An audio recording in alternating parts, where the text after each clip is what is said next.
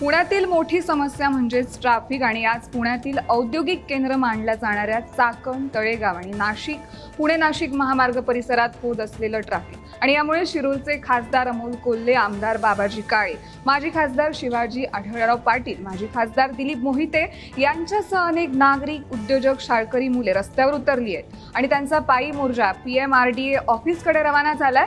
चाकण ते आकुर्डी असा हा मोर्चा काढण्यात आलाय। वाहतूक कोंडी मुक्ती चाकण कृती समितीच्या वतीनं हे आंदोलन करण्यात येते।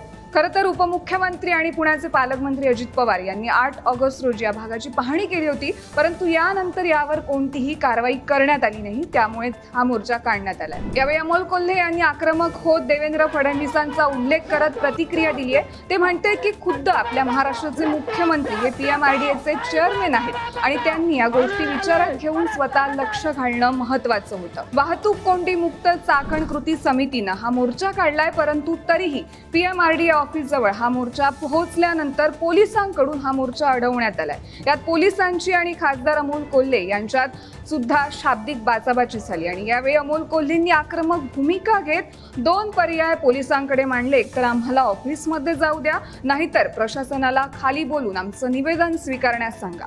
वाहतूक कोंडी मुक्त चाकण कृती समितीच्या वतीनं निवेदन घेऊन नंतर आम्ही त्यावर चर्चा करू असं यावेळी अमोल कोल्हे म्हणाले। आयुक्तांनी याची दखल घेतलीच पाहिजे अशी आक्रमक भूमिका त्यांनी घेतली आहे। जर लोकप्रतिनिधी 30 किलोमीटर चालत येऊ शकतात तर आयुक्त साहेब 2 जिने उतरून खाली येऊ शकत नाहीत का, असा सवालही त्यांनी उपस्थित केलाय। यानंतर आयुक्तालयाच्या बाहेर ठिय्या मांडून हे आंदोलन सुरू ठेवण्यात आलंय आणि यात दुर्दैव म्हणजेच पोलिसांकडून लोकप्रतिनिधींनाच अडवून आपली यंत्रणा किती विस्कळीत आहे हे दाखवून दिलंय। मी तनया, कॅमेरामॅन अमित भागवतसह न्यूज अनकट पुणे।